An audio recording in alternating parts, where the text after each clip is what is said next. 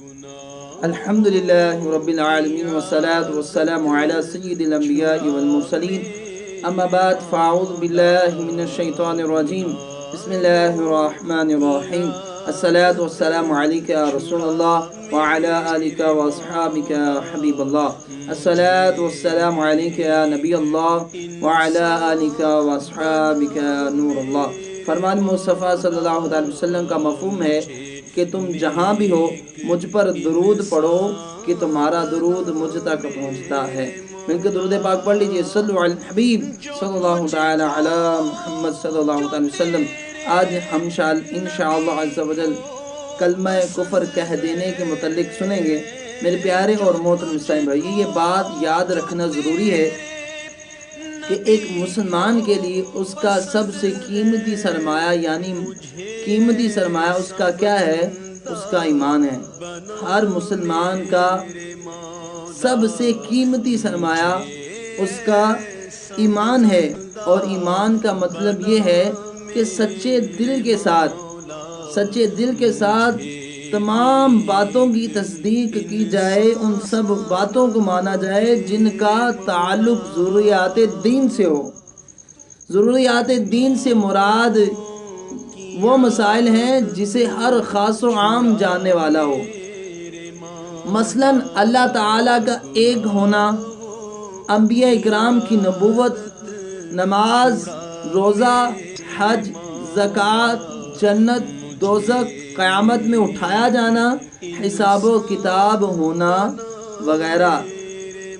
اگر کوئی شخص سارے ضروریات دین کو مان رہا ہے لیکن ایک ضروریات دین کا انکار کر رہا ہے تو وہ کافر ہے، اگرچہ بقیہ کو مان رہا ہے مگر ایک ضروریات دین کا انکار کر رہا ہے تو وہ بندہ کیا ہے؟ کافر قرار پائے گا۔ میرے پیارے اور محترم اسلامی بھائیوں، کفر کے احکام بھی ہمارے ذہن میں ہونے چاہیے، اور کافر کی کیا سزا ہے یہ بھی ہمیں یاد ہونی چاہیے۔ جو کفر کر لے اس کی سزا جہنم ہے، اور اس میں وہ ہمیشہ ہمیشہ رہے گا۔ اب کفر کے لیے اسے مجبور کیا گیا یا نہیں کیا گیا، اس کی صورت میں عرض کرتا ہوں۔ اگر کسی کو مجبور نہیں کیا گیا، مجبوراً یعنی کہ کسی کے کن پٹی پہ بندوق نہیں رکھی گئی یا اسے مار دینے کی دھمکی نہیں گئی، بلا وجہ یعنی کہ ویسی اس نے کفر بک دیا، مجبور بھی نہیں کیا گیا، کسی نے مارنے کی دھمکی بھی نہیں دی، تو ہوش و حواس کے ساتھ بغیر خطا کے زبان سے وہ کسی بھی ضروریات دین کا انکار کر دیتا ہے، یا ایسے الفاظ بولتا ہے جس سے ضروریات دین کا، یعنی ایسے الفاظ منہ سے نکالتا ہے جس سے ضروریات دین کا انکار ہونا کفر ہے۔ مثلا یہ کوئی کہتا ہے کہ اللہ ہوتا تو میری دعا ضرور سنتا، یا کسی نقصان پر یہ کہنا کہ اللہ تعالی معاذ اللہ بڑا ظالم ہے، اعوذ باللہ من ذالک۔ تو میرے پیارے محترم اسلامی بھائیوں، اگر کسی نے مجبور بھی نہیں کیا، ویسے ہی کلمہ کفر بک کیا تو وہ بندہ کیا ہو جائے گا؟ کافر ہو جائے گا۔ لیکن یہ یاد رکھیں، اگر آپ کے سامنے کوئی شخص معاذ اللہ ایسا کلمہ کہہ ڈالے جسے علماء اکرام نے کفر قرار دیا ہے، تو فوری طور پر اس پر کفر کا فتویٰ لگانے سے پرہیز کریں کہ اسی میں عافیت ہے، کیونکہ ہو سکتا ہے آپ کی سمجھ میں غلطی ہو، آپ کی سمجھنے میں غلطی ہو گئی ہو، وہ کلمہ کفر نہ ہو، یعنی آپ نے سمجھا غلط ہو، وہ کلمہ کفر نہ ہو، ہمارے سمجھنے میں غلطی ہو گئی ہو، اصل میں وہ کفر نہ ہو، پھر وہ یعنی اس نے کہا ہے وہ تو کلمہ کفر ہے، لیکن اس کے کہنے والے کو کافی نہیں کہا جا سکتا۔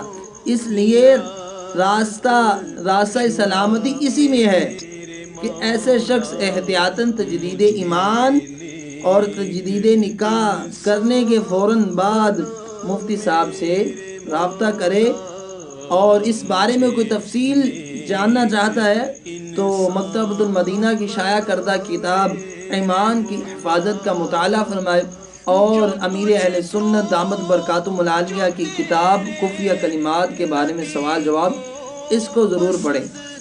پیارے اسلامی بھائیو، اگر کوئی شخص کلمہ کفر بکنے کے سبب کافر ہو جائے تو اس کا ایک نقصان یہ ہوگا کہ اس کی پچھلی تمام نیکیاں برباد کر دی جائیں گی. جتنے بھی اس نے نیک عمل کیے ہوں گے تمام کے تمام نیک عمل ضائع ہو جائیں گے جو توبہ کے بعد بھی واپس نہیں ملیں گے. جیسا کہ قرآن کریم میں اللہ رب العزت نے ارشاد فرمایا اعوذ باللہ من الشیطان الرجیم بسم اللہ الرحمن الرحیم ومن یکفر بالایمان فقد حبط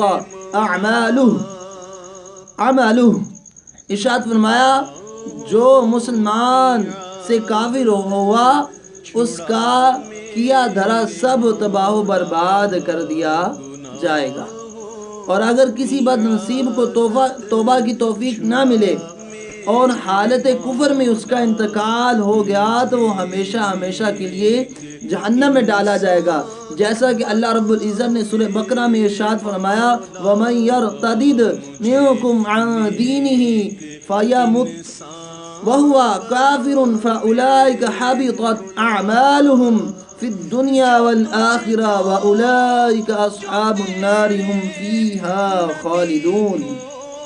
اور تم میں جو کوئی اپنے دین سے پھر کر کافر ہو کر مرے تو ان لوگوں کا کیا دھرا یعنی ان کے نیک اعمال تباہ و برباد کر دیے جائیں گے. دنیا میں اور آخرت میں وہ دوزخ والے ہیں اور اسی میں ان کو ہمیشہ رہنا ہے. یعنی اس میں ہمیشہ رہیں گے ہمیشہ ہمیشہ کے لیے کبھی ان کو آزادی نہیں ہے. اور جہنم کا ہم ہلکا سے ہلکا عذاب برداشت نہیں کر سکتے. جہنم کا ہم ہلکے سے ہلکا عذاب برداشت نہیں کر سکتے. کیوں؟ آج ہم سے دنیا کی آگ نہیں برداشت ہوتی ہم برداشت نہیں کر سکتے تو جہنم کی آگ یہ دنیا کی آگ کو 70 بار ٹھنڈا کیا گیا ہے جس سے ہم نفع اٹھا رہے ہیں. جلانے کے لیے یہی آگ کافی ہے لیکن جب یہ آگ ہم برداشت نہیں کر سکتے تو میرے پیارے اور محترم اسلامی بھائیوں جہنم کی آگ کیسے برداشت کر سکیں گے. جہنم کی گرمی کے متعلق تو میرے پیارے آقا علیہ الصلوۃ والسلام کا ارشاد ہے کہ جہنم کو اگر ایک سوئی کے ناکے کے برابر کھول دیا جائے تو اس سے پوری دنیا ہی ہلاک ہو جائے. اب خود اندازہ کریں سوئی کے ناکے کے برابر کھول دیا جائے تو پوری دنیا ہی ہلاک ہو جائے. تو اس جہنم میں کافروں کو سزا ملے گی اور اس میں ہمیشہ ہمیشہ رہیں گے. ان کو چھٹکارا نہیں ہے کافروں کو. اور جو کفر کرے گا وہ ہمیشہ ہمیشہ کے لیے. یہاں میں اپنے غیر مسلموں کو نیکی کی دعوت دوں گا کہ آپ ایمان قبول کر لیں اور مسلمان ہو جائیں. اللہ رب العزت نے قرآن پاک میں ارشاد فرمایا سورہ بینہ میں ان الذین کفروا من اہل الکتاب والمشرکین فی نار جہنم خالدین فیہا اولئک شر البریہ. بے شک جنہوں نے کفر کیا ان الذین کفروا جن لوگوں نے کفر کیا والمشرکین اور شرک کیا اور اہل کتاب میں سے جو مشرک ہوئے جو کافر ہیں جو نبی علیہ الصلوۃ والسلام پر ایمان نہیں لے کے آتے. فرمایا کہ جنہوں نے کفر کیا شرک کیا اور اہل کتاب جو پیارے آقا پر ایمان نہیں لے کے آتے جو عیسائی ہیں جو یہودی ہیں جو پیارے آقا پر ایمان لے کے نہیں آتے. فرمایا ان جہنم خالدین فیہا بے شک یہ جہنم میں ہمیشہ رہیں گے. اور کیا ارشاد فرمایا اولئک شر البریہ اور یہ زمین میں یعنی یہ لوگ بدترین خلائق ہیں بدترین لوگ ہیں جو پیارے آقا پر ایمان لے کے نہیں آتے. تو میں غیر مسلموں کو دعوت دوں گا کہ اخروی عذاب سے بچیں اور بچ کر حضور علیہ الصلوۃ والسلام کی پناہ میں آ جائیں. آج حضور علیہ الصلوۃ والسلام کا کلمہ پڑھ لیں کل کو بچ جائیں گے. آج اگر نہیں کلمہ پڑھیں گے تو کل کو خسارہ اٹھانا پڑے گا اور ہمیشہ ہمیشہ کے لیے جہنم کا عذاب برداشت کرنا پڑے گا. اور ایک اور مقامات پر اللہ رب العزت نے ارشاد فرمایا اعوذ باللہ من الشیطان الرجیم بسم اللہ الرحمن الرحیم ان جہنم كانت مرصادا للطاغین مآبا لابثین فیہا احقابا لا یذوقون فیہا بردا ولا شرابا الا حمیما وغساقا جزاء وفاقا. بے شک جہنم تاک میں ہے اور سرکشوں کے لیے ٹھکانہ ہے، اس میں مدتوں رہیں گے، اس میں کسی طرح کی ٹھنڈک کا مزہ نہ چکھیں گے اور نہ کچھ پینے کو مگر کھولتا پانی، اور دوزخیوں کی پیپ بدلہ ہے ان کے کرتوتوں کا۔ ان جہنم کانت مرصادا، بے شک جہنم تاک میں ہے۔ اس کے ایک معنی یہ ہے کہ جہنم کافروں کی منتظر اور ان کی طلبگار ہے، ان کو طلب کر رہی ہے، اور دوسرے معنی یہ بھی ہو سکتے ہیں کہ جہنم کے فرشتے کفار کے انتظار میں ہے۔ تیسرے معنی یہ بھی ہو سکتے ہیں کہ جہنم ایک گزرگاہ ہے اور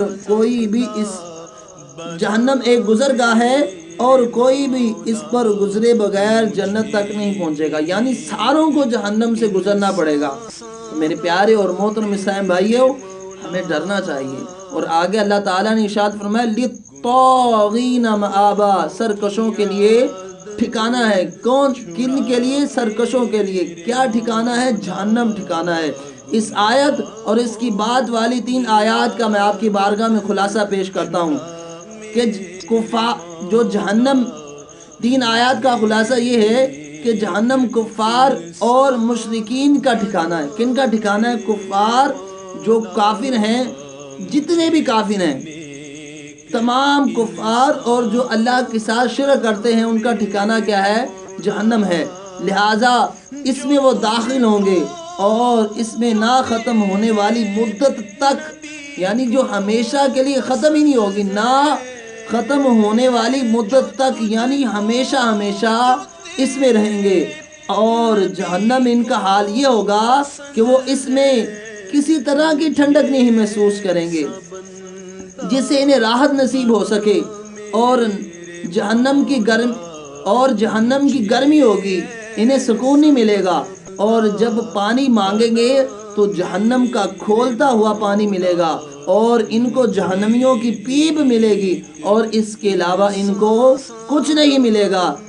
اور جو یاد رکھیں کہ جو مسلمان اپنے گناہ کرتے ہیں، وہ اپنے گناہوں کی سزا پا کر جہنم میں تو جائیں گے، لیکن اپنے گناہوں کی سزا پا کر وہ جنت میں آ جائیں گے، یعنی وہ ہمیشہ ہمیشہ کے لیے جہنم میں نہیں رہیں گے۔ ہاں، کوئی مسلمان حرام قطعی کو حلال جانتے ہوئے گناہ کرے گا تو وہ ہمیشہ ہمیشہ کے لیے جہنم میں رہے گا۔ تو میرے پیارے اور محترم اسلامی بھائیوں، ہمیں اپنا حساب کر لینا چاہیے قبل اس کے کہ ہمارا حساب ہو۔ اور جو لوگ یہاں میں جملے کی طرف توجہ دلاؤں گا، جو ہمارے مسلمان بھائی کہتے ہیں جی کئی دیکھا جائے گا، ویکھی جائے گی جڑی ہوئے گی، ایتھے ایسنا زندگی گزار لو، کنے ویکھیا ہے حساب ہونا ہے، معاذ اللہ، گویا کہ وہ قرآن کا انکار کر رہے ہیں۔ اگر قرآن کا انکار کر رہے ہیں تو وہ دائرہ اسلام سے خارج ہو جائیں گے۔ کیوں؟ قرآن کریم میں ارشاد فرمایا گیا، اللہ رب العزت نے ارشاد فرمایا انہم کانوا لا یرجون حسابا وکذبوا بآیاتنا وکذابا، بے شک حساب کا خوف نہ رکھتے تھے۔ یعنی یہ جملہ جو کہہ رہے ہیں وہ لوگ حساب کا خوف نہ رکھتے تھے، اور جو حساب کا خوف نہیں رکھتے، فرمایا انہوں نے ہماری آیتوں کو بہت زیادہ جھٹلایا۔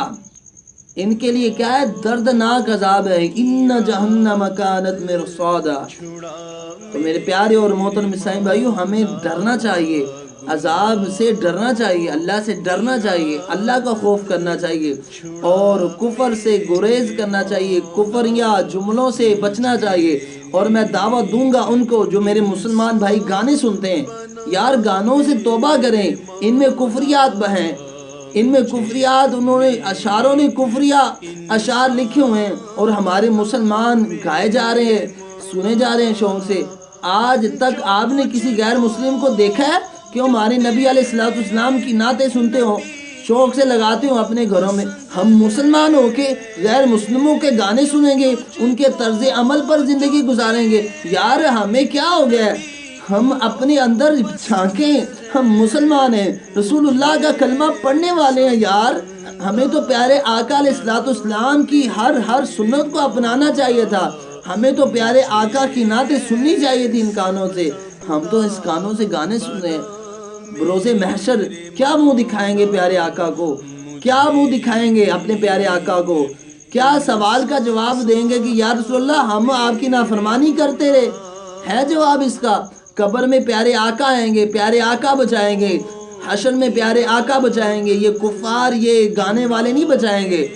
اعلیٰ حضرت فرماتے ہیں آج لے ان کی پناہ، آج مدد مانگ ان سے، پھر نہ مانیں گے قیامت میں اگر تو مان گیا. قیامت میں تو سارے مان جائیں گے. مزہ تو اب ہے کہ اب مانو. آج حضور کی پناہ لو، آج حضور کے دامن رحمت سے لپٹ جاؤ. بروز قیامت یہ بچا لیں گے. اگر آج پناہ نہیں نہ لوگے تو بروز قیامت خسارہ ہی خسارہ ہے اور ہمیشہ کے لیے جہنم کا عذاب ہے. تو ہمیں کفریات سے توبہ کرنی چاہیے اور جو کفر بکے ہیں ان سے توبہ کرنی چاہیے اور اپنی زندگی کو دین اسلام کے مطابق گزارنا چاہیے. اپنے ضروریات دین کے مسائل سیکھنے چاہیے، ضروریات سنی کے مسائل سنیت کے مسائل سیکھنے چاہیے، عقائد اہل سنت سیکھنے چاہیے اور علماء اہل سنت سے وابستہ رہنا چاہیے.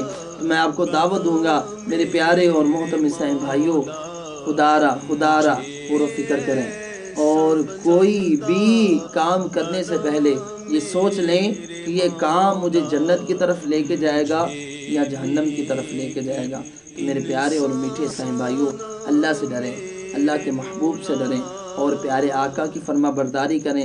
پیارے آقا کے فرامین پر عمل کرتے ہوئے اپنی زندگی گزاریں. پیارے آقا علیہ الصلوۃ والسلام کی حدیث میں ملتا ہے کہ پیارے آقا نے صحابہ کو ارشاد فرمایا کہ جاؤ اعلان کرو جنت صرف مومن کے لیے حلال ہے، کافروں کے لیے جنت حلال نہیں.